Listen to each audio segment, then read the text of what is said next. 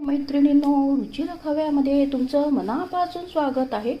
आपण मेथीच्या भाज्या वेगवेगळ्या करत असतो, पण भरपूर लसूण टाकणारी सुकी भाजी मेथीची करू एकदम चविष्ट लागते. वाटेल ही कडू लागेल, पण अजिबात कडू लागत नाही. एकदम चविष्ट अशी भाजी होते आणि आपल्याला पचनक्रिया सुधारते, डायबिटीजचा कंट्रोल करण्यास मदत करते, वजन कंट्रोल करण्यास मदत करते आणि केसांसाठी पण खूप फायदेशीर आहे. अशी बहुगुणी ही मेथी भाजी आपल्या खाण्यात समावेश करायला पाहिजे. चला बघूया त्याच्यासाठी लागणारं साहित्य.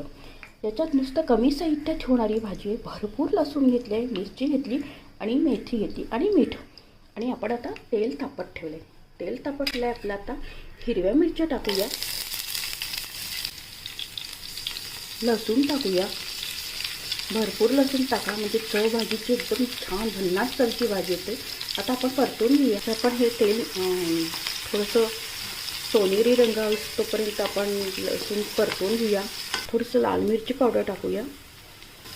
लसूण छान तळला गेला आता आपला. आपण याच्यात लसूण छान तळला गेला आहे. आता मिरची टाकूया. भरपूर लसूण टाका, म्हणजे भाजीची चव एकदम चविष्ट अशी भाजी होते. आपण हे छान परतून घेऊया आणि शिजल्यानंतर टाकूया. तर झाकण ठेवूया. आता आपण झाकण काढूया. तर मीठ टाकूया आपण. आता आपण हलवून घेऊया.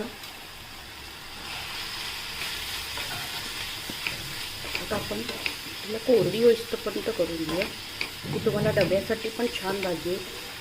ही भाजी रेडी आहे बघा. छान कुरकुरीत अशी होती ही भाजी. नुसती मेथी वापरून केली आहे. आता आपण प्लेटमध्ये सर्व करूया. आपली सुकी लसूणी पालक डब्यासाठी एकदम छान आहे. झटपट होणारी आहे आणि चविष्ट लागते. अशी कुरकुरीत पण होती ही भाजी. याच्यात भरपूर लसूण वापरल्यामुळे ती कडवटपणा कमी लागतो आणि त्याला चांगले परतून घेतले तर एकदम कुरकुरीत होते. डब्यासाठी एकदम छान झटपट होणारी कमी साहित्याची भाजी आहे. तुमच्या घरात लहानांपासून मोठ्यांना नक्कीच आवडेल. अशा पद्धतीने भाजी तुम्ही करून बघा आणि आपल्या चॅनलला जास्तीत जास्त फ्रेंड सर्कलमध्ये शेअर करा. आणि रेसिपी आवडल्यास प्लीज लाईक आणि सबस्क्राईब अवश्य करा. लवकरच भेटूया अशाच नवीन नवीन रेसिपीसोबत. तोपर्यंत मस्त खा, स्वस्थ राहा, आनंदित राहा. मला असाच सपोर्ट आणि प्रोत्साहन देत राहा. थँक्यू. धन्यवाद.